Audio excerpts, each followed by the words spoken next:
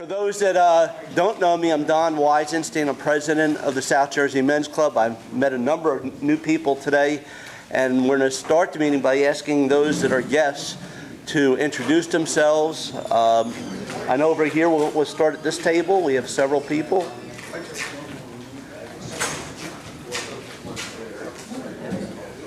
Any guests?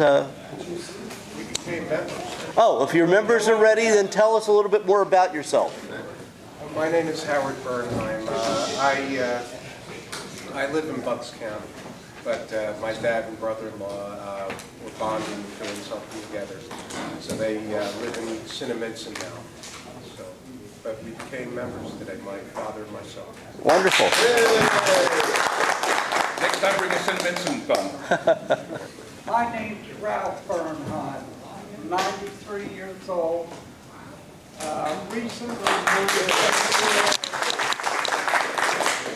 Recently moved to.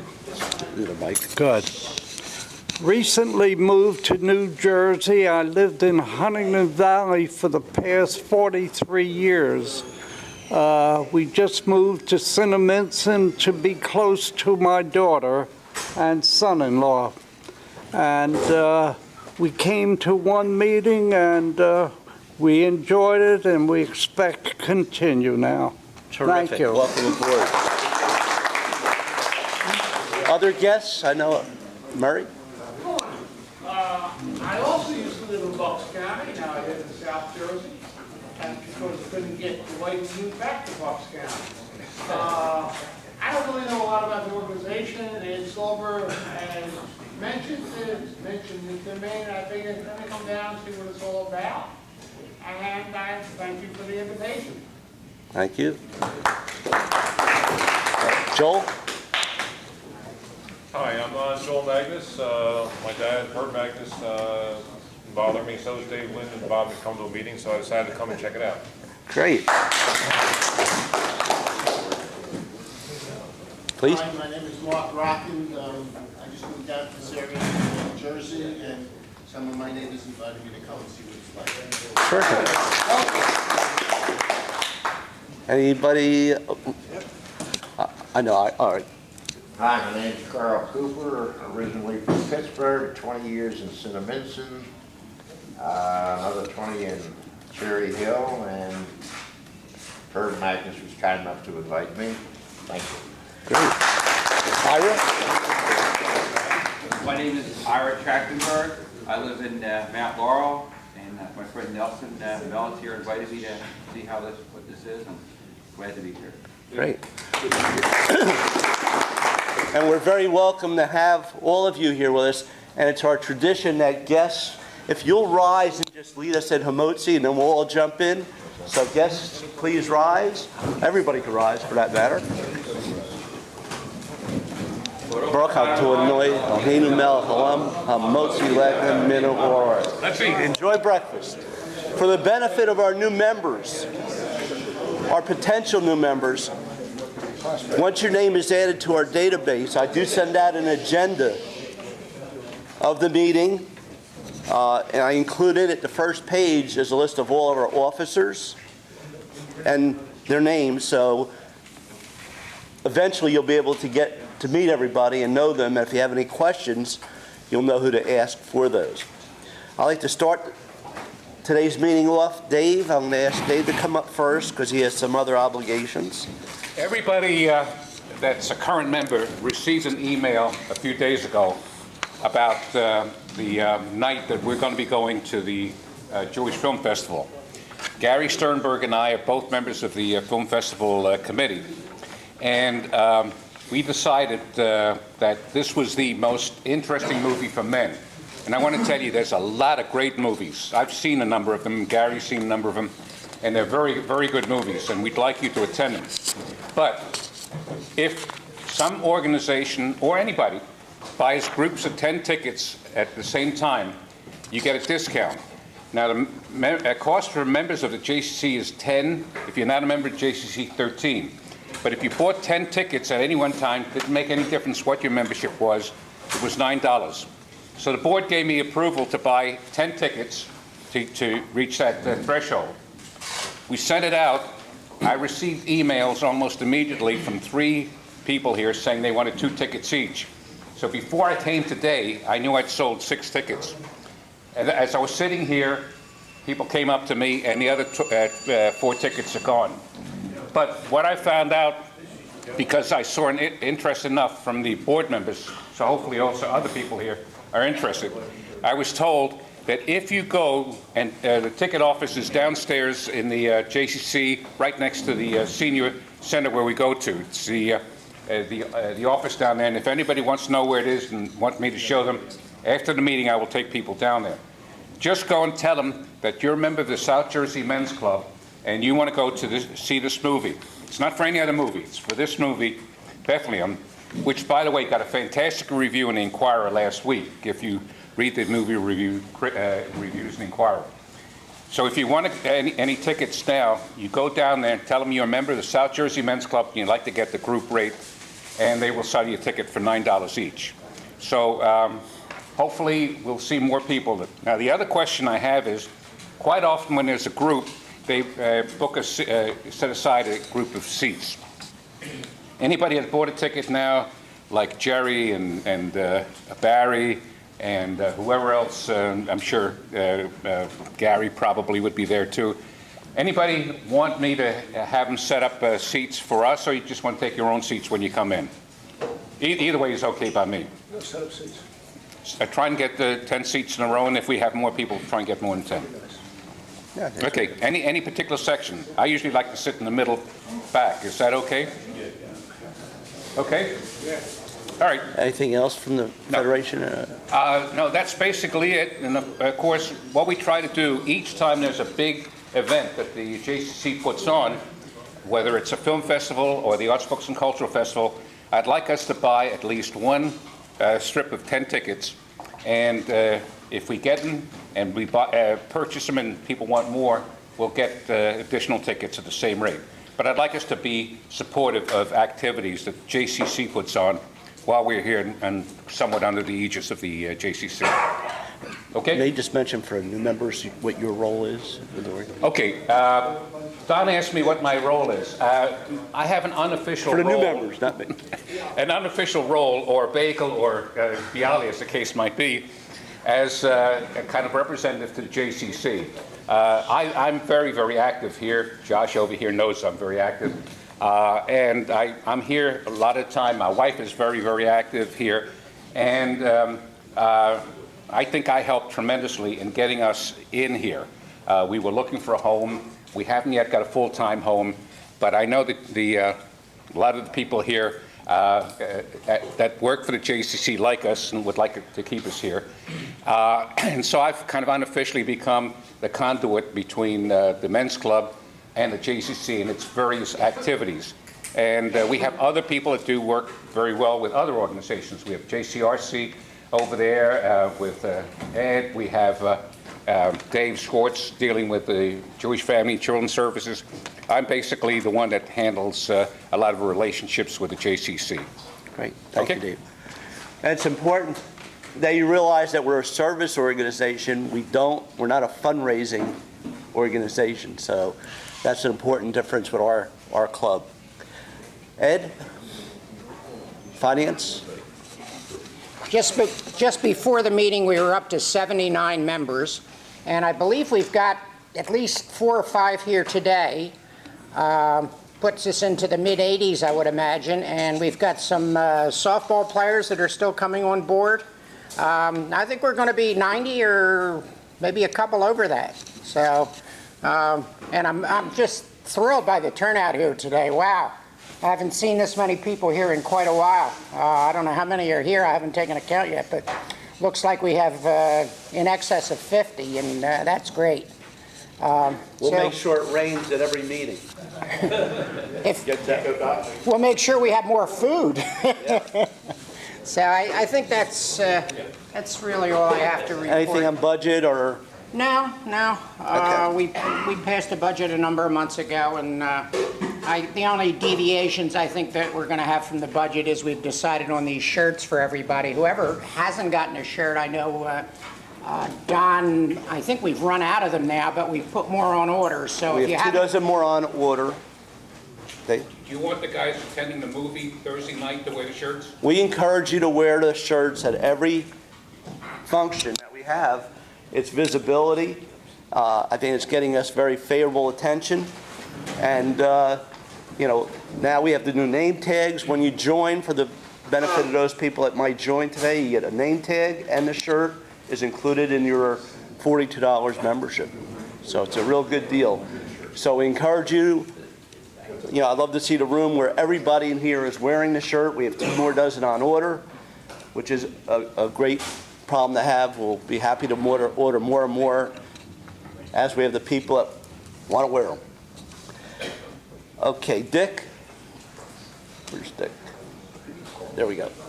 Dick is Vice President of Membership. He's an old man. Give him time. Well, I am just overwhelmed with, what? Oh. No, you forgot who you were already, huh? This is great. And one of the reasons I think we're really so successful is because of you guys and the service that you provide to not only the JCC, but the Jewish community here and even in Israel sometimes. And it's really heartwarming as the membership vice president to see such a great turnout. And I'm hoping some of you will help me to be that want to be on the membership committee and try to do some of this hard work that we all do to not only bring out people here, but that we do for the community.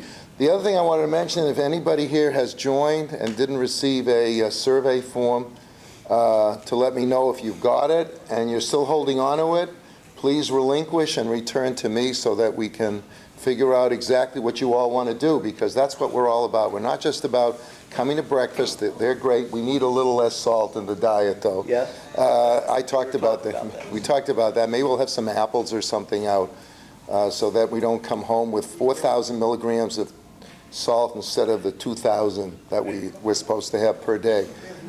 Josh, it's great to see you back. And I guess that's it. Am I missing anything? Let me look at the agenda and I'll tell you. I don't think so. We did set up a Purim Carnival table to recruit members at the Purim Carnival. And we had 6 or 7 guys there, again, wearing our shirts. And Some of us forget them.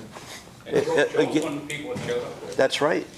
Dick, you want to just mention the new name tags? I don't know if everybody noticed. Oh, yeah, we got, I'm glad to report, finally, we have, thanks to Jerry Endor and Ed Stein, we now have new names tags that have the logo on it, plus your name.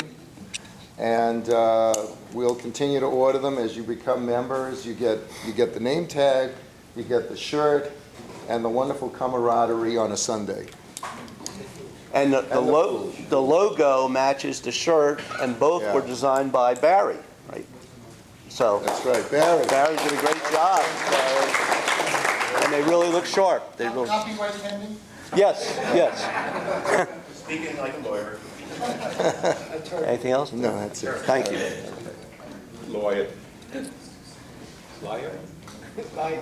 Rich, on Yom HaShoah? Oh, yeah, okay.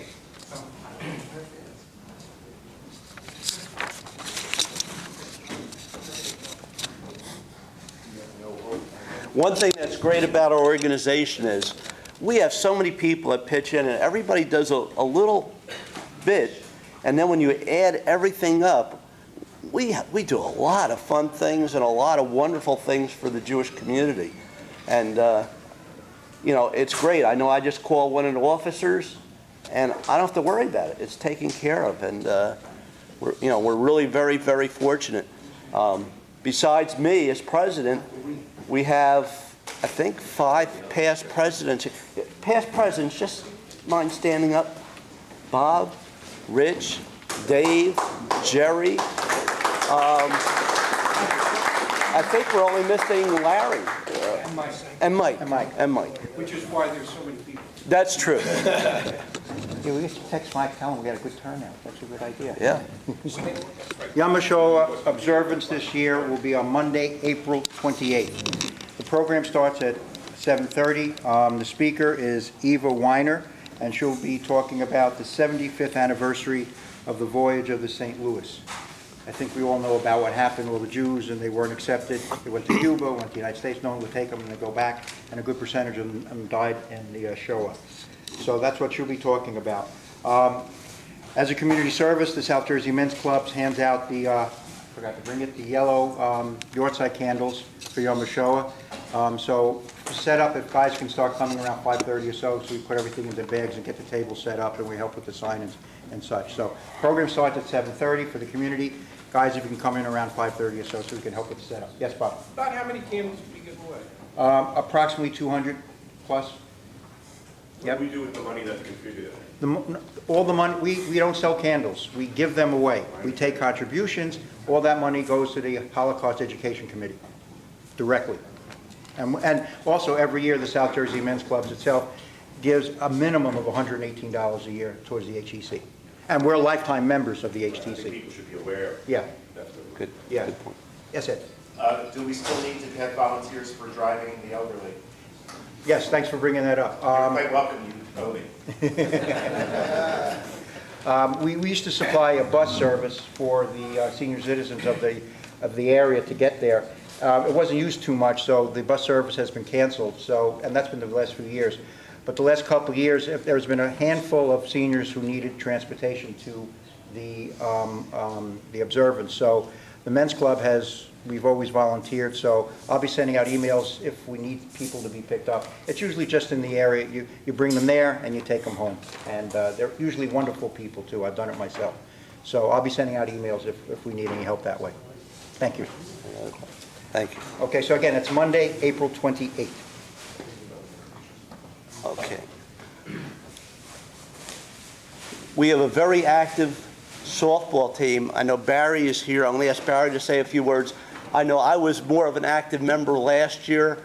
For some physical things, I can't do it this year. I know Barry is challenged to try to find somebody to replace my speed in the lineup, but I'll have to do what he has to do. We're going to settle on a tree.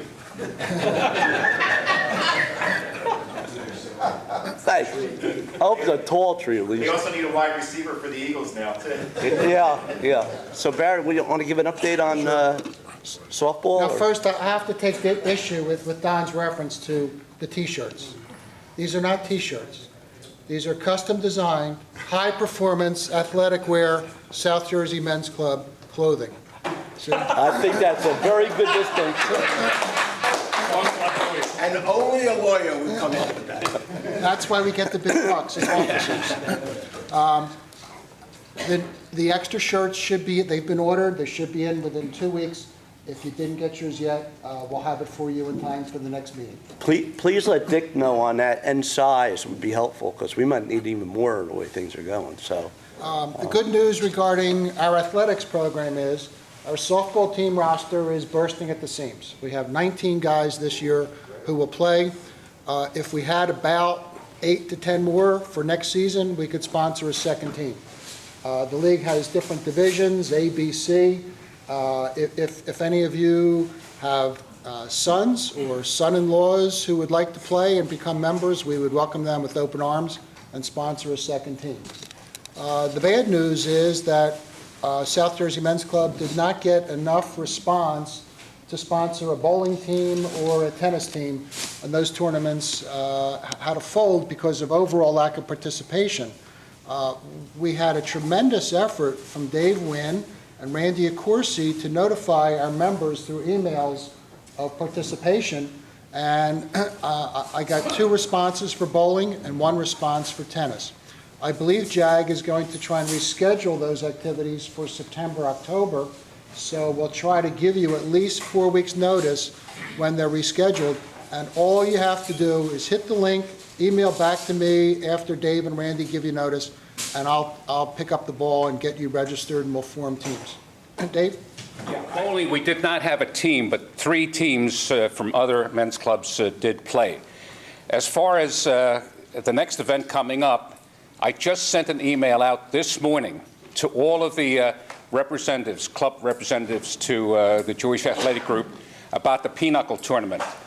Tomorrow, since I'm also the guy in charge of Pinochle, I will be sending it out to all of the pinochle players here. Now, we have a very active group of pinochle players. We probably have about 5 or 6 that play every week. Gary is one of those players there. Alan is another player there. Mike Perloff. And Sid Schneps, who's in Florida right now. So all of those are men's club members. In the survey that was completed, there were 2 other people I don't know yet who indicated an interest in pinochle. I will be contacting all of those people I've just mentioned. If anybody else is interested in pinochle, either respond to the email or come see me today before we leave. We usually do very well in that tournament, and I'd like to see us do that again. It's on Thursday evening, May the 8th, at Ner Tamid, which is along 561, whatever it is, the Berlin-Haddonfield Road, not far from here. So I'm hoping we'll have a good turnout. We usually do, and let's see if we can keep increasing our membership in that function. Now, the only other thing I wanted to tell you is we start playing a week from next week is our first game. So you probably won't see me May, June, July, but the next time I come to a breakfast meeting, I hope I'll have a championship plaque to present to you. Well, you should know also that for the first week, they scheduled us with a bye because we were so intimidating. So that's it. Keep that in mind. But I do hope that we see that. Bear, thanks for all the help.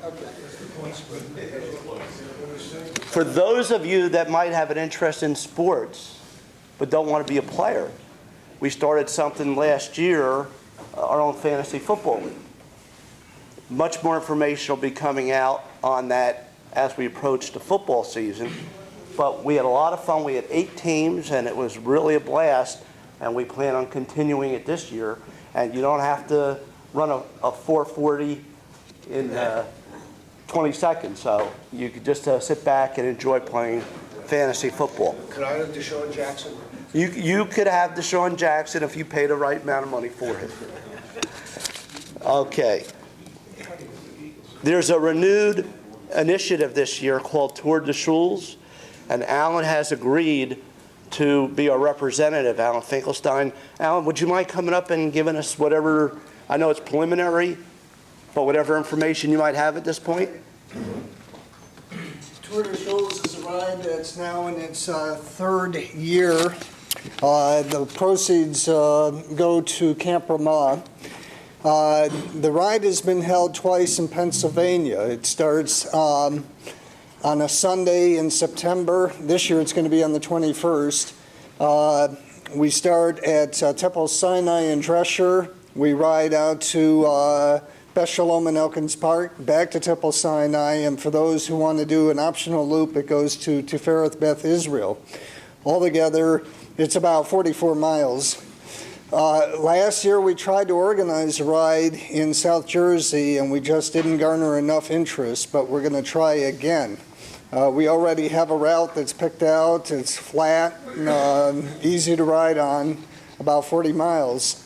But my duties are, among other things, to try to try to recruit people from our club who are riders who want to participate in the event. I'm also asking if the South Jersey Men's Club is willing to make a donation. If you donate $250, we get our logo on the back of the T-shirts, which all the participating riders get. Or for $100, you get your logo on the website. Can you send me that information and we'll bring that up at the next board meeting? It was in the email you forwarded me. Oh, all right. Well, all right. I'll take care of putting It's that on the a file attachment. Okay. Thank you, Al. Pardon me, can you take input for that? Sure. For the board meeting discussion? I would suggest if anything's done, $250, getting a name on a T-shirt has a lot more value than a name on a website, which who knows how many people go, how often. Right. Just, you decide whatever you want. Board will take that up. Thank you. There you go. Ed, JCRC. Ed is our representative to the JCRC. And before I discuss the JCRC especially for the people who are guests or members, we have a tradition of bringing food here for the Jewish community, Jewish Family Service. We have a book exchange, a music exchange. We bring used eyeglasses and toiletries for the Women's Shelter and the Operation Yellow Ribbon Club. And cell phones too, thank you. So if you're looking for some books to read on this rainy day, there's some books to go over. And bring as many as you want the next meeting. And they're free. And they're free. It's an exchange. In terms of my representing this organization at the JCRC, I'm also on the board of, you would call it Super Sunday, they call it the Campaign Cabinet. And I was lucky to have both meetings canceled. And my wife did not know, so I was free to go to Delilah's, and she doesn't even know. You will get an email. The JCRC is sponsoring an interfaith Seder. It'll be coming up in April. And it's well attended. It's really interesting. It exposes the Passover Seder to all kinds of organizations and people. So hopefully some of you will be interested in attending. So I'll get an email out to you on that. Great. Thank you. We also have another big event coming up. Bob, maybe if you don't mind, law enforcement breakfast. Can you say a little bit on that?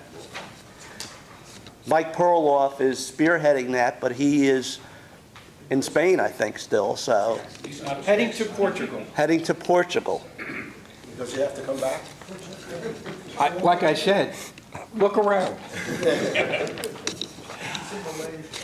Since 1996, we have had something called the Law Enforcement Appreciation Breakfast.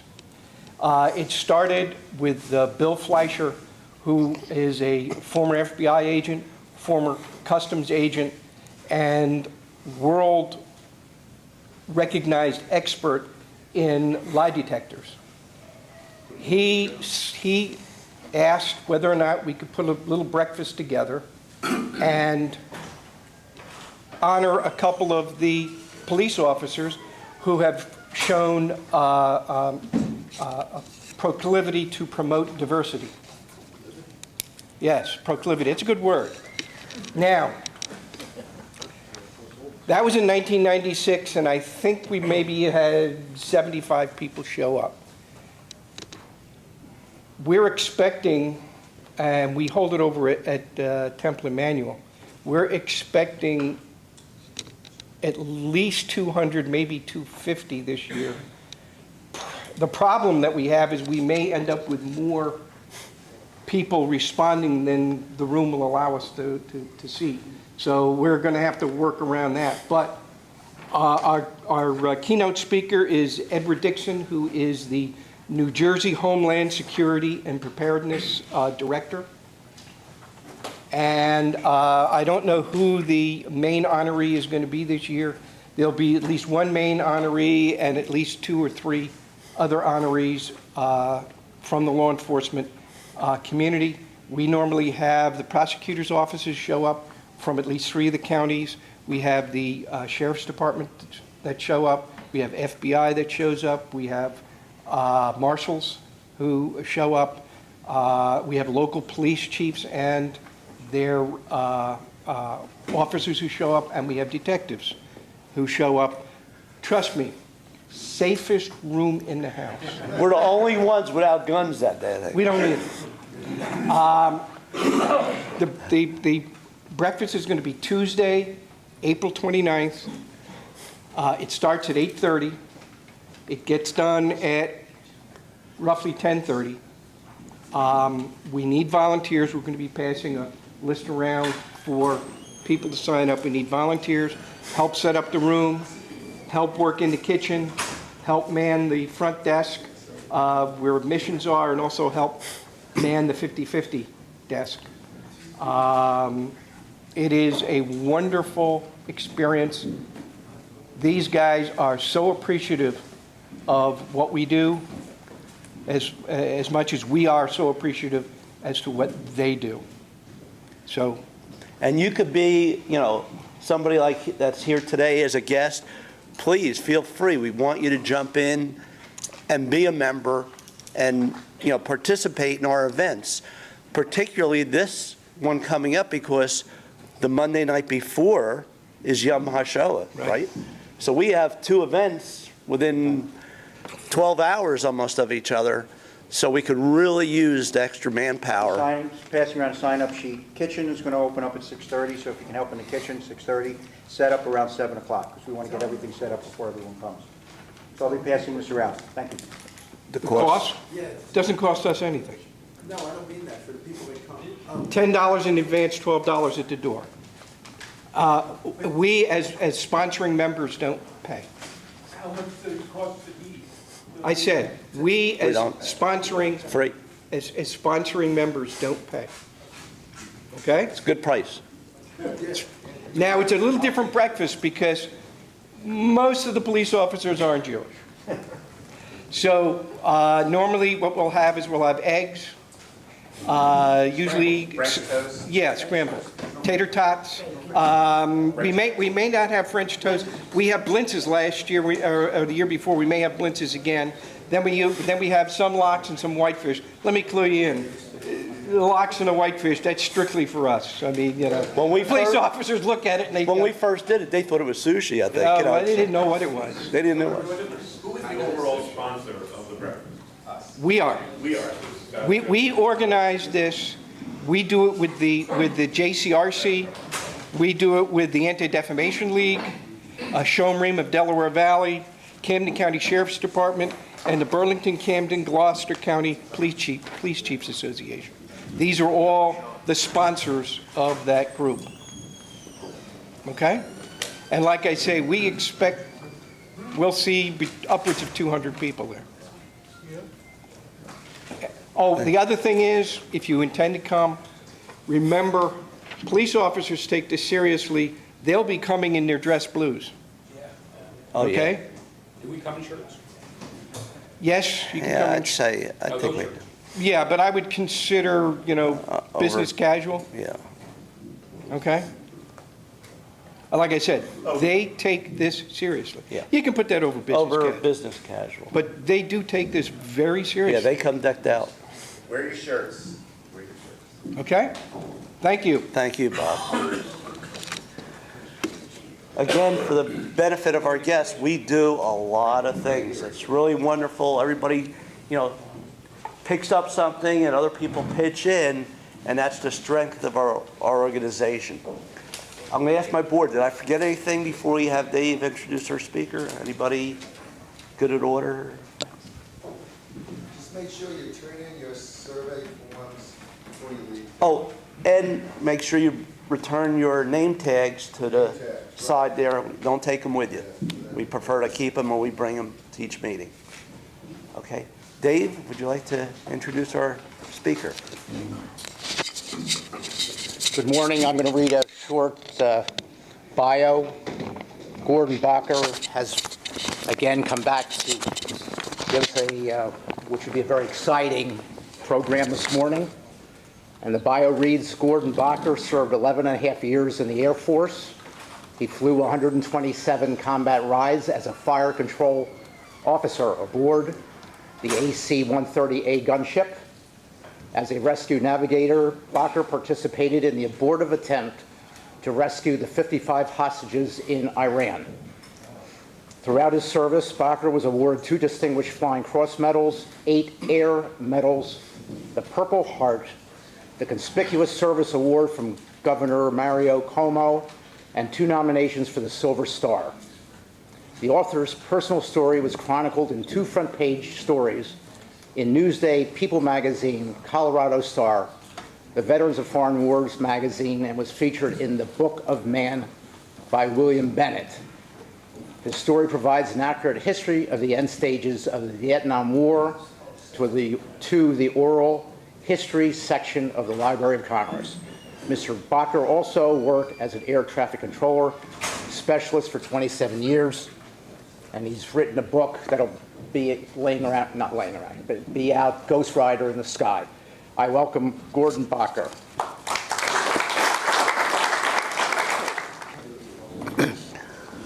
The fact of the matter, I can't talk, if I'm not going to use the microphone, I can't talk over you. My voice is not that strong. Okay. Back to the matter.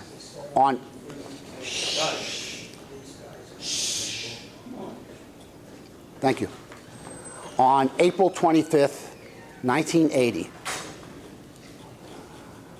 an H-53 helicopter on the Iranian desert in the morning, the early morning hours, collided with an C-130. As a result of that collision on the Iranian desert, 8 good men, all servicemen of this country, lost their lives. That's the fact that you all know. Today you're going to learn the rest of the story. How many remember Paul Harvey? That's the way I make the presentation. Now, how many of you have seen the movie Argo? Okay. I want to tell you, for what it does and what it covers, Argo is a true representation of what happened. There are 2 kinds of lies. There's the lie of commission, which Argo is not. And then there's the lie of omission, where they don't tell you salient facts. Now, I don't blame the producers of Argo, because they do not have available to them what you're going to hear today. But by the time we finish today, you'll know the rest of the story. And one of the reasons I put together this particular presentation is a very strong belief that in a representative democracy, if the people, the voters such as yourselves, do not know the whole situation, if you do not know your real history, you are doomed to repeat it, to paraphrase Mr. Burke, an 18th century philosopher. What I'm going to give you today is the benefit of my experience added to yours, which will allow you to make a better determination as further events go on. You can at least have an accurate history of what actually occurred. Now, what I'm going to do today is I'm going to give you a chronological order how I got involved with this thing. First, tell you a little about my background and how I got to the 55th Aerospace Rescue and Recovery Squadron, located in the Panhandle of Florida, Eglin Air Force Base. As you know, I flew combat in Southeast Asia. After combat, I spent 4.5 years as instructor navigator at Mather Air Force Base, teaching celestial navigation. After that tour was over, I went to Gadina Air Base in Japan and flew 1.5 years of rescue in the Pacific Theater.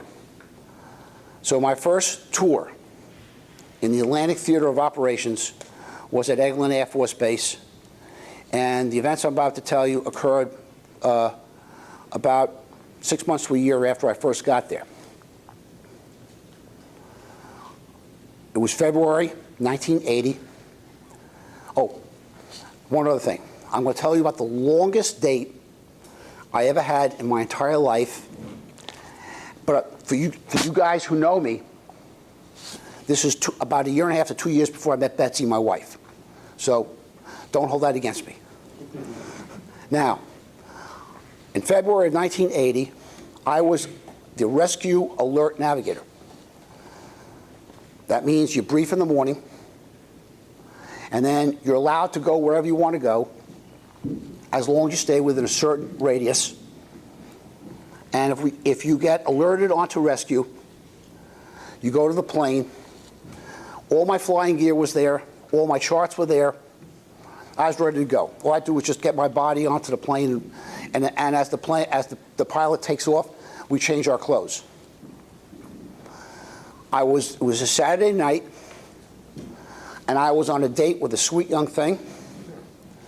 It was about 8:30 at night, and we had just finished our coffee. And I carry a brick with me, and it's a UHF receiver. It's about the size of a paving brick. It was not light, and it had a certain radius, and we had to stay within that radius. obviously the officers club is within that radius. The brick goes off. The RCC, the Rescue Coordination Center, has alerted me to a mission. I answered the radio. I said, this is the alert navigator. Where are we going? Can't tell you, it's classified. And over the radio, the person at the other end says, it was about 8:30 at night, says, be here no later than 10 o'clock this evening. Pack for at least a month and bring all your Arctic flying gear. I said, yes, sir. So I dropped off that sweet young thing to her place, went back to my place, packed up my stuff, drove to base ops, and I got there about 2 minutes before 10 o'clock, and I met my pilot. Now, the pilot, in this case, was a gentleman who was the only other combat veteran in my squadron. I want you to think about this. This is 1980, 7 years after hostilities ended in Vietnam, and there were 2 combat veterans in an entire squadron. Gives you pause to think.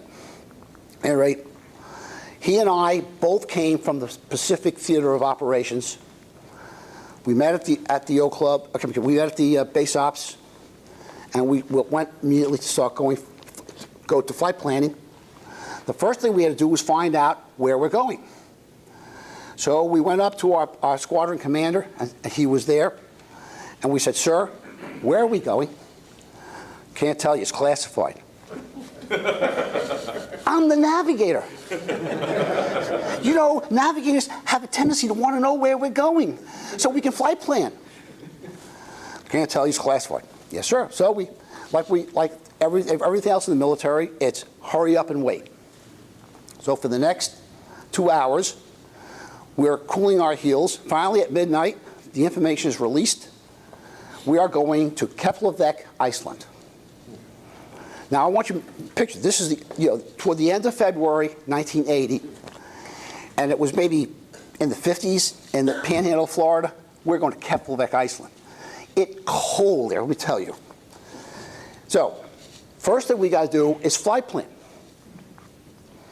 So the pilot and I go into the planning room, and again, we are refugees from the Pacific Theater of Operations, and when you fly in the Pacific Theater, you get Pacific Chart number 1, and it has all the exit and entry points from the top of Alaska all the way down to South America on one side, and all the exit and entry points for everything in Asia, starting from Korea all the way down to Australia on the other side. And we're looking for Atlantic Chart number 1. 45 minutes we're looking. Can't find Atlantic Chart number 1. Finally, Colonel pops in his head. Aren't you guys flight planned yet? We can't find Atlantic Chart number 1. Where is it? Oh, no. You don't use Atlantic Chart number 1. You use Low Canadian 13. Low Canadian 13? Okay. We pull out Low Canadian 13, and there it is. So give me about a half hour of very fast flight planning, put a regular flight plan in, put an IKO flight plan in, and at 2:30 in the morning, off we go. 14 and a half hours later, non-stop to Keflavik. Now, if you don't know much about an HH-130 rescue aircraft, we carry a 75,000-pound bladder of fuel amidships. We can stay airborne a long time, beside the regular wing tanks. So we had plenty of gas to go. And we get up there. We actually flew through daylight, landed at night in Iceland. Now, I left nice sunny Florida. It's now the dead of night, like 2:30, 3 o'clock in the morning local time. The wind blows in Iceland at this time of year between 30 and 50 knots continuously, with gusts occasionally to 70 or 80 knots, continuously. The runway was clear. Everything else had 8 inches of glare ice. We get into this wonderful area. We land. They take us to a wooden building. We RON for the night, rest overnight. And we are told no phone calls. You are to stay on base. We get a briefing in the morning for local procedures. And for the next month, we are on continuous alert out of Keflavik, Iceland. And one of the things I've got to tell you, that wind was so strong that every time I used the bathroom to do number 2, and you make a plop in the bowl, the only case I've ever seen where your turd will hang 10. There is a wave action in the bowl. I promise you, I am not making this up. Thank you for sharing. I just want to give you an idea what it was like. Huh? Is that the third time you told that? Yeah, no, about the 4th or 5th. Okay. Okay. Now, so while I was there, we did 2 missions. And one we were looking for, and we helped find a boat, and one we didn't. And in both cases, we had to get down low looking for, in this case, lost seamen. It was unbelievable turbulence. That's some of the roughest areas I have ever flown in my entire life, the North Atlantic. Well, after a month of this garden spot, they sent us off to merry old England. This was a lot better duty. And we sit a month in England on alert. Same situation, no phone calls, on base, 2 days on, active alert, 1 day inactive alert. That was your rest. Nobody tells you a thing. Finally, grab a little bit of water.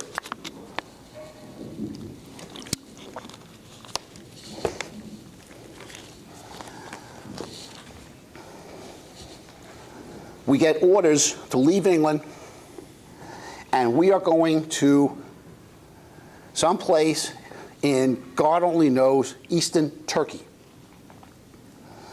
It is an unimproved runway, or excuse me, an unimproved area with a runway. That's all it's got. And all the stuff that's there is a temporary situation. You know, hastily put up base in eastern Turkey. It was the longest flight planning of my 3,500 hours as a navigator. It took the pilot and myself the entire day to flight plan that trip between England and Turkey, because you pass an ungodly number of countries. There are more countries in Europe per square inch than any place I've ever been in my life, and they all have different rules, and some will let a military aircraft fly over them, and some will not. Some require a military aircraft to fly at certain altitudes. You would not believe all the restricted rules. It took us 8 hours to flight plan that puppy to get us from eastern England to the very ends of Turkey. Take off the next day, and it was about a 12-hour ride with all the turns and everything else, all the adjustments we had to make. And we land in Turkey on the afternoon of April 24th. Come in, and they give us billets right by the runway. And we go on immediate alert, rescue alert. We are joined in this area by 2 HH-53 helicopters, Super Jollies. An HH-53 helicopter weighs 44,500 pounds. Its wingspan is 66 2/3 feet. And at the wingtips, those rotaries go better than Mach 2. It is a humongously large helicopter, and it is also a combat weapon system. Turkish law prohibits foreign military flying armed aircraft.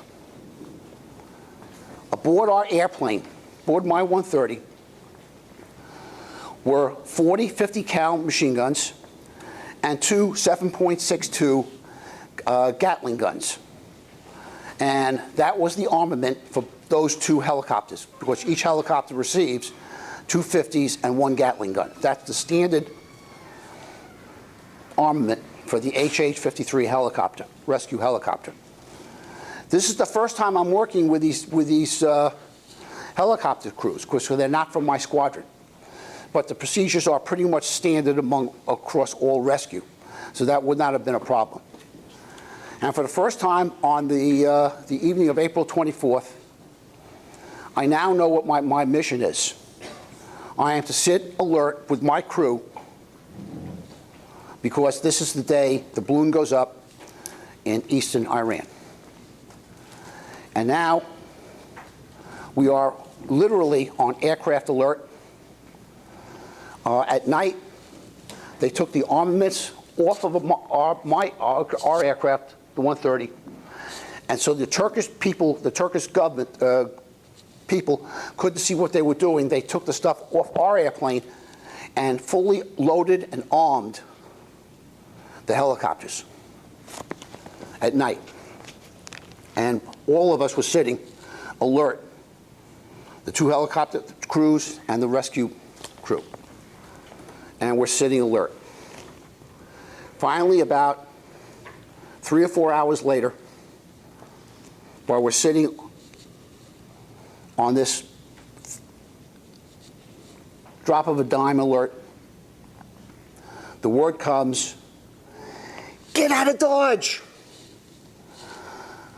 And the first thing we got to do is I go to the tent where they had base ops. The pilot and I go there, and we're going to flight plan, and we got to flight plan and get out of this area as soon as possible. And the place I picked was Salerno, Italy, because from Turkey straight across the Mediterranean Sea, right to the boot of Italy. I don't have to fly over other countries. I don't have to worry about their stupid rules. And as far west as I can go and maintain crew rest in accordance with Air Force Reg 60-16 is Salerno, Italy. That's as far as I can go. So I plan a pretty much straight line to Salerno. And while the pilot and I are doing this, they're quickly taking down the armament from the helicopters and throwing them back on our airplane again. By the time we got done with the flight planning, the armament was aboard the airplane. And believe me when I tell you, we didn't waste any time getting out of Turkey. As soon as we got up, wheels up, lock, straight east to Salerno. Get to Salerno, RON there, and we finally get a message from our squadron, go to the Azores and take a 2-day vacation. That's what they said. 2 days TDY on the quadrant. So I flight plan to the Azores, which is a nice area, by the way, and we land there and spend the 2 days. Now it's a Saturday, and we're getting ready to go back home, and I'm flight planning for the trip, and my habit was to pick an alternate that would allow me to put as much fuel aboard that airplane as I could legally carry. And I did that day, thank God. We take off out of Salerno, out of the Azores, and the winds out of the west were hellacious. They did not give us the right winds. It was so bad that we had to make an emergency landing at Jacksonville Naval Air Station. We did not have enough gas to go the 60 nautical miles left to Eglin Air Force Base. We landed at Jacksonville, put on about 10,000 or 15,000 pounds of gas, and while they were doing that, I was now allowed to use the phone. Hello? So I called that sweet young thing, and from the squeal from her voice, she was very happy to hear me. And I want to tell you, as an Air Force officer, we met that Saturday night, and mission was completed. Now, I thought from that point on, that's all I would ever know. Just what I told you. Boy, was I wrong. I had a date of separation with the Air Force because I had a job waiting for me in the civilian life on Long Island of 15 June 1980. About 2 weeks before I'm getting out, word comes down, mandatory briefing at the main briefing hall. And this briefing hall is about maybe 10 times the size of this room. We get there at 9 o'clock in the morning. That's when we're there, supposed to be there. And I walk in, and I've never seen this in my lifetime before or after. All the windows are blacked out. Every 15 feet, there's a security policeman with a fully armed automatic rifle. We got to take our seats, and after settles in, the squadron commander comes in. 10, hut! We pop up, and in walks a 4-star general. Commander-in-Chief, Tactical Air Command. He's a Major Air Command commander. And as Colonel Nelson will tell you, there are just very few of them guys. Now I'm going to read to you is what I wrote in my book. I want you to know this is as an accurate representation of what he said as I can give you. And I have if you want to see it later, I have a letter from one of the pilots that took this briefing right along with me, and he was amazed at how much I could remember. I have a weird memory. It took me 4 months to write this. But you're going to hear this the way I heard this. Now I'm reading from my book right now. The general was a large man with an impeccably tailored uniform. I judged that he was in his late 50s or early 60s and was physically fit. His dark hair had turned mostly gray, and his countenance was very serious. He looked around the room, seeing all the security preparations were in place, said, "Seats." And all of the audience immediately sat down. All of us were extremely curious as to why a 4-star general wanted to address our rescue squadron. We soon found out. The general took a few moments and looked around the room and tried to make eye contact with every individual member of my squadron, and then he spoke. "Now I am the general. I am here to offer both an apology and an explanation. I know based upon 38 years of serving in uniform, and sometimes you are ordered to do things that you do not understand. Most of the time, no one offers you an explanation of what might seem inexplicable orders. Normally, I would not take the time to do this, but I have personally witnessed incompetence on a scale which defies human imagination and borders on criminality. It cannot be ignored. It must be exposed for what it is. By this time, you all know about the colossal failure of our attempt to free the 53 hostages held by the Iranian government. 8 good men lost their lives needlessly. Your squadron was part of that mission, and you deserve to know why it failed and the mistakes that were made. You also deserve an apology for those of you who were put in harm's way and had to endure 3 months of displacement. All the mistakes that were made and the colossal incompetence starts and ends with the President of the United States. I'm going to explain to you why this is true. The first mistake made happened just after President Carter took office. One of the first acts as president was not to replace the HH-53 helicopters. All the services had the Super Jollies in their inventory. Virtually every chief of their respective service implored the president that we must spend $4.5 billion to replace these Vietnam-era helicopters. When we brought these helicopters into active service in the mid-1960s, the Sikorsky Company, who manufactured the Super Jolly, told the Department of Defense that the shelf life of such a large helicopter with so much power would only be 10 to 15 years at most. The stress of such a large rotary wing moving at speeds in excess of Mach 2 at the tips would cause vibrations that over time would weaken the structural integrity and would damage the instrumentation and the transmission of these helicopters. The President ignored the advice of every chief of staff of their respective service and decided to spend $1.5 billion and refit all the Super Jollies. So instead of replacing the H-53 with the new H-60 Sikorsky helicopter, he did save the taxpayers about $3 billion. When it came time to use them, the Super Jollies were not reliable enough to do the mission. Virtually every one of them, except Marine One, suffered battle damage in Vietnam. The normal reliability rate of the Super Jolly was less than 15% of all those that still remain in service.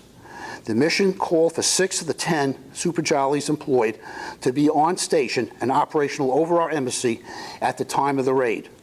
We actually had 5 ready to go, which was 3 times greater than the normal reliability rate for that particular weapon system. The second reason why the mission failed goes back again to the President of the United States. His goal over what he hoped would be 2 terms in office was to unite the services and combine them into one military. He wanted to eliminate service rivals, so he insisted that the helicopters be used from every service. Unfortunately, the only in-flight refueling H-53 helicopter was owned and operated by the United States Air Force. All 4 chiefs told the President that only Air Force H-53 helicopters should be used as they could be refueled in air. He personally denied this request, so we were forced to plan a land-based refueling event in the mission sequence. That one decision led to the death of 8 good men. I'll talk more to that point later. The third reason the mission failed was when it was scheduled. Think back to Argo, by the way. The third reason the mission failed was when it was scheduled. Again, all the chiefs recommended a December time frame. The perfect time was December 21st, the winter solstice, which gave the raiders the maximum amount of nighttime and reduced the amount of daylight available to the defenders. During that time, the Iranian system is controlled by the Siberian High, which would allow you to fly in cold, stable air and would greatly reduce the potential damage from windstorms and dust storms that the greater surface winds would create. It took him months to make a decision. President Carter finally decided to go in April when the area is dominated by the Coriolis storms. At this time of the year, the sun crosses the equator. That solar movement creates large atmospheric pressure changes, which result in vast areas of excessive wind. That in turn causes both sand and dust storms in the very area that we had to fly. 3, possibly 4 of the 5 helicopters unable to complete the mission were made inoperative by these excessive wind and sandstorms. The last reason was the most egregious of all. I am referring to command and control errors. The President of the United States insisted that he and he alone would control the mission from the White House. Special satellite and HF blinks were put in place to allow him to make changes in the plan in order to compensate for any unforeseen and unplanned events. The events that occurred are a perfect example of Murphy's Law. If it can go wrong, it will. Virtually every military doctrine that I know dictates that the operational and tactical decisions he made, virtually every military doctrine that I know dictates that operational and tactical decisions be made at the lowest possible level. The President of the United States, the President of the United States, an Academy graduate of Annapolis, who learned this doctrine as a midshipman, chose to ignore it. The same Coriolis storms, which took down our helicopters, also made gaps in his ability to communicate with the forces in theater. One helicopter pilot needed a special clearance to continue the mission, and since he was unable to reach command and control, he aborted his part of the mission. The only one authorized to grant him such a clearance was the president, and at that point, he was unable to communicate with this vital portion of the mission. Compare our attempt at rescue to the Israelis' raid to free the Entebbe hostages. The Israeli High Command presented a plan to Prime Minister Golda Meir. She approved it at once and turned over all operational control to the on-scene commander, Lieutenant Colonel Netanyahu. He practiced for 2 or 3 days and then executed the mission. The only casualty was Lieutenant Colonel Netanyahu. All the hostages were returned safely. Mrs. Meir may not have graduated from the academy, but she's a much better military leader than our president. She found someone that she could trust and turned the mission over to him. That's real leadership. Now about the loss of life. What I'm about to tell you is our best conjecture of what happened during the early morning of April 25th in the Iranian desert. As I told you before, we could not use the Air Force HH-53s because the president wanted helicopters from every service to be used to complete the mission. So in order to refuel, each Super Jolly had to be directed to a position beside the C-130, which was the on-scene tanker. Each chopper took its turn to refuel while the others waited. It was pitch black out there. An airman was placed on the ground facing the choppers lined up to be refueled. Because we had to keep secret our presence in the Iranian desert, the use of any kind of illumination could not be allowed, as it would be seen from many, many miles away, giving away our position. The only light used was done by a loadmaster facing the front of the jollies. This airman used a dim, red-tinted flashlight to direct the helicopters in order to enable each jolly to get close enough to be refueled. We think that a sand insect bit the airman's neck.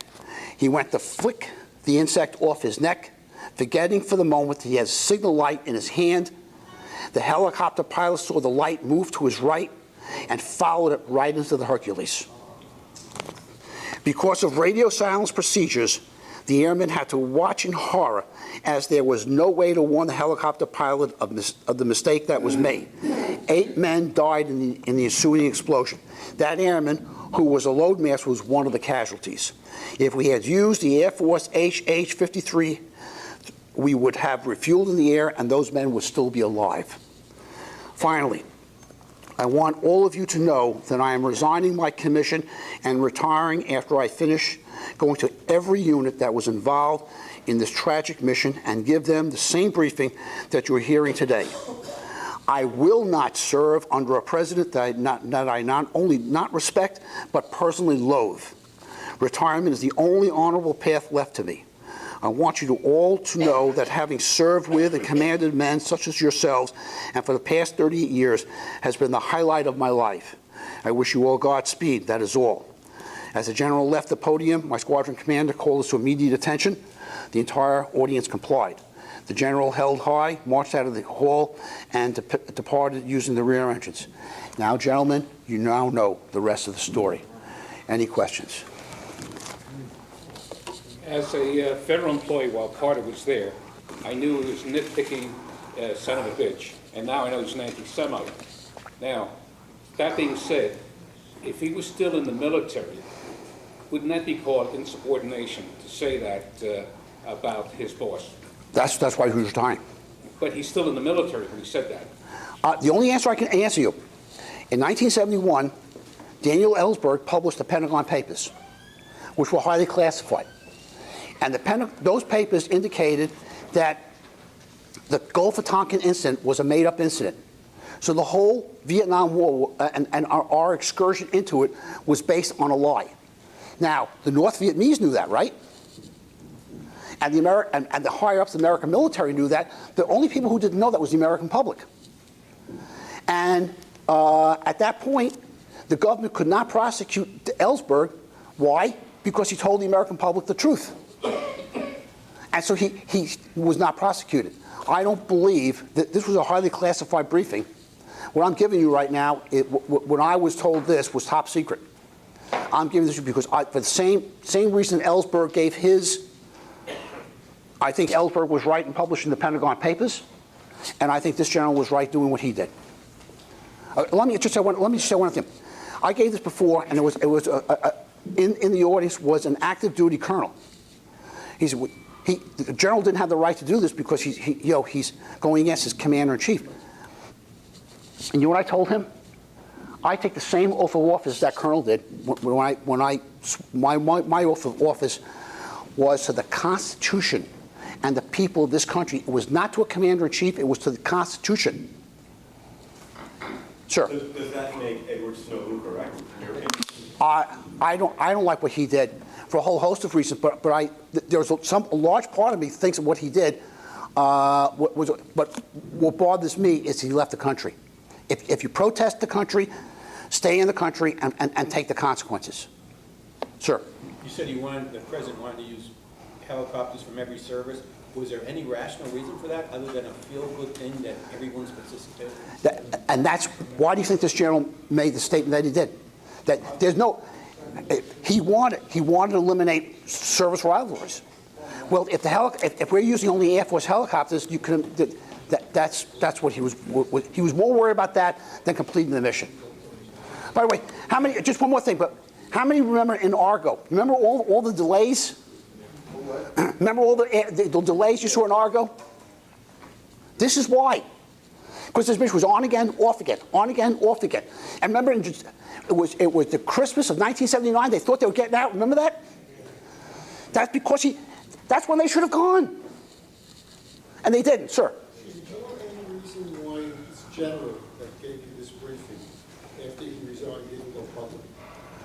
You have to ask him. I asked you if you had communicated. No, I don't know what he did or why he did or didn't.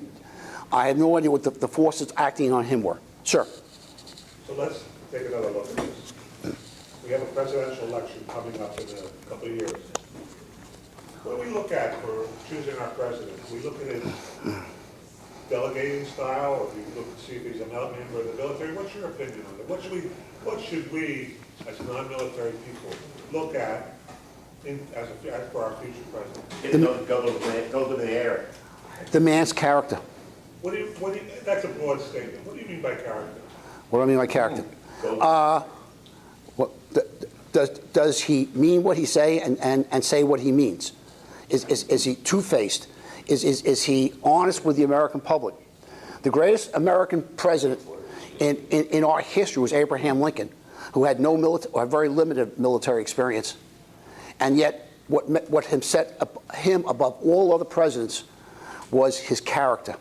Well, where does character relate to delegating style, which this Carter obviously didn't do well with it? I mean, does a president with good character necessarily mean that he has good delegating, that he delegates authority? Yeah, I think that's part of it. Yeah, let me just say one thing. I was a very junior captain as a fire control officer. I was elevated to flight examiner, my position. And one of the reasons I was so effective is when I got aboard, with a crew, I went to my chief gunner, because our procedure was to check the gun sights. And I said to him, I'm not checking gun sights. I'm going to trust you to do it. And if you don't set it right, I'm going to know it instantly. And I never had a gun setting misset on me. You treat men like men, and you give them the responsibility to do what they got to do. The great presidents do this. And Carter was far from a great president. Sir. Let me follow up on what you're saying, especially with Dave's question. It's the obligation of the generals, the colonels, everybody else to tell the truth from their military experience, from their position, to the president, to Congress, to the people. Even though they report to the president as commander-in-chief, they have an obligation to tell that truth. We didn't have that situation with Carter. We don't have that situation now with our current president. If you look at how many generals have retired over the last 6 years, you'll see it's about 50% because they can't support the current president and his policies. Now, I might be speaking out of turn for a lot of Democrats in this room, But that's the general's job. Get out of the position, you tell the truth, then you get out. Current high-level generals, frankly, don't do that the president had appointed. I just want to add one more thing. In 1980, just before I left, the last appointment that Carter made when I was still wearing the uniform and active duty, I went into the Guard after that, he appointed as Chief of Staff, Strategic Air Command, a man without a single hour of combat. The command created by Curtis LeMay was being led by a man without a single hour of combat. It just, when Reagan took over, he went and he started promoting 150 names below the top level, looking for combat veterans, guys who served, and he picked out names like Schwarzkopf and Colin Powell, all the great names that came down later. These guys were, he took all the crap that Carter promoted and got them out of there. Carter was in 7 years in the Navy, he was a staff officer. And you know why he's an anti-Semite? You know who he worked for? Yeah. Admiral Rickover. He was a gopher for Admiral Rickover. And he couldn't stand the fact that his uniform was, you know, never right, and his hair wasn't cut properly. The guy was a blankety-blank genius. I'm talking about Rickover. And he didn't care about the military stuff. The thing you need to know about Rickover is that the United States Navy has thousands of nuclear reactors. We have never had a single, not even a small problem with the Navy nuclear reactors because Rickover designed them the right way. And Carter couldn't stand working for him. That's why he's an anti-Semite. Sure. Just curiosity. Why did you have to leave Turkey so fast? Oh, we had all those armaments. If a Turkish guy took to one look, it was in the back of our plane or the back of that helicopter, I'd still be in a Turkish prison. That's why they had to load them at night. And we took a turn. They just threw that crap in the back of our plane, and we got out of Dodge. Going forward, okay, how many of the current, let's say, promotable officer corps, promoted to general and above, okay, do now have combat experience? I have no clue. I would think at some point there's not going to be anybody. No, you have two wars in the last 10 years, so I would suspect it would have some combat experience. It's not just combat experience, being successful in combat. We currently have General Casey in charge, Joint Chiefs of Staff. I reported to Casey. He's an idiot. Frankly, he does exactly what the president tells him to do, and the president doesn't have any military experience. So you need somebody in there that has, like Gordon's saying, the ethics, the criteria, everything in the background. You have to look at the total person. And that's the problem. What's the cutbacks we're going to have in the military now? Even though Russia's now our enemy. Tremendous cutbacks. And I'm sorry, I take away. No. Actually, to add to that, but Nelson and I remember Jewish war veterans, and about 2 or 3 months ago, a young captain just joined us, just turned major, I believe. He was a West Point graduate. This guy with a stellar career, and he's getting out. And when guys like this, with 4 tours in Afghanistan, are getting out, and that's the point I wanted to make. You know, the same reason that we were down to 2 combat veterans in 1980, 7 years after the damn war, in my squadron, is the same reason this guy's getting out. This kind of leadership is like an organism. Every organism goes to recreate itself. And so they promote guys who have the same values and the same decision making. And when you change presidents, you change the organic mixture of what gets elevated. You get a Reagan, you're going to get the Schwarzkopfs, and you're going to get the Colin Powells. You get this guy, you're going to get the political generals. And I'm going to tell you, how many of those political generals did Lincoln have to go through before he got a grant And you can't afford it anymore. You don't have two oceans anymore. These oceans aren't worth scodola to protect this country. You need general officers who are right the first time, who have the right kind of armament and tell the American people the right things. I can't believe this guy Casey, what he's permitting, and it goes up to Congress and says, oh, I guess it's the right thing to do. Yeah. But Colin Powell may not be the best example, because he said before the Congress, we have weapons of mass destruction in Iraq. And he represented, that was represented falsely by the president. That's because that's what he was told by the CIA. Well, or the president. Well, that's okay. So the system is maybe. When he was a general, and he ran what went on in Panama, it was a classic thing. It was done exactly right. And Colin Powell also, I like his tenets. If as a president of the United States, if you want to go to a war, if you want to use the American military, make sure you have a defined mission. You know what it is. No ROEs, and you go in, you kick ass, take names, and get out again. Sir. Even going back as far as Eisenhower, the Constitution gave the president the right to make any kind of decision regarding the military, pull out or do this or do that. I mean, it just hasn't changed. Yeah. Sure. Well, you pointed out that Lincoln was great because he chose Grant. Yet Grant wrote Order Number 1, which kicked out all the Jews from Tennessee, which Lincoln had to override. Look, I'm not saying Grant was perfect, but Grant was a great general. Whatever you think of him, Grant knew how to win a war. I was told this is. Take one more. Yeah. In Cuba, John F. Kennedy was told by the generals that we should go in, and I don't know if I have this 100% right, but I thought I heard that the generals wanted to attack Cuba. No. And he voted against it. No, wait, what is your comment on okay, that? the plan was for him to provide air power so they could establish a beachhead. You know, what he did, and the plan called for that. When those guys hit the beach, they were promised American air power. And when they didn't get it, they were wiped out. You can't send them. And I think Kennedy learned his lesson. I mean, look, I'm not going to knock him.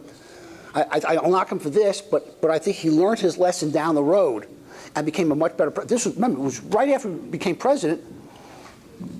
I think he would have changed. Had that happened 3 years later, he would have made a different decision. And the guy that set it up was General Dwight D. Eisenhower, who knows something about invasions.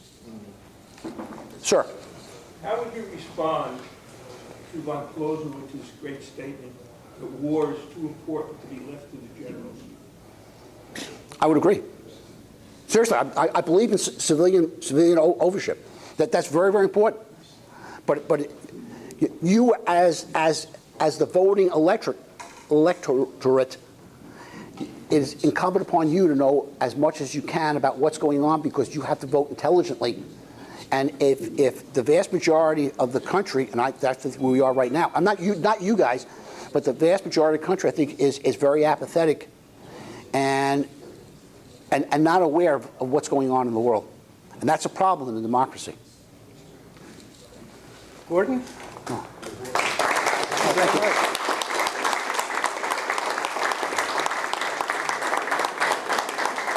On behalf of the South Jersey Men's Club, a certificate of appreciation. Thank you. Good. Yeah. And one other thing, 50-50? $120, half is 60. Wow. Winning share, it's the biggest one quite a while. We have, talking about money, we have our investment club meeting directly after this. Directly following the meeting. Yes. Oh, it's a blue ticket. 1-4. Okay. 8507. Oh. How can it be 8507? or 507. That's how it can be. It's not Close. No cooking. If nobody wants it, I'll take it. It reverts to the treasurer. That's the rules. You've got to be. There are people who left. Come on, somebody's got it. Oh, yeah. No, there are people who left. No, we Well, if nobody claims it, they pick another thing. Who's got it? Wisłowski? Alvin! Al. You got him. Where's Slosky? Yes, he is. Tell him he's a winner. Hey, Slosky, Just one. He's won, baby. I got some money for you. Don't be bashful. Show it, Dave, make sure he's right. I think this is Mike to join. That's what I've heard. All right. I want to see if you have an earpiece. He was talking into you from back there telling you what number to call. That was fascinating.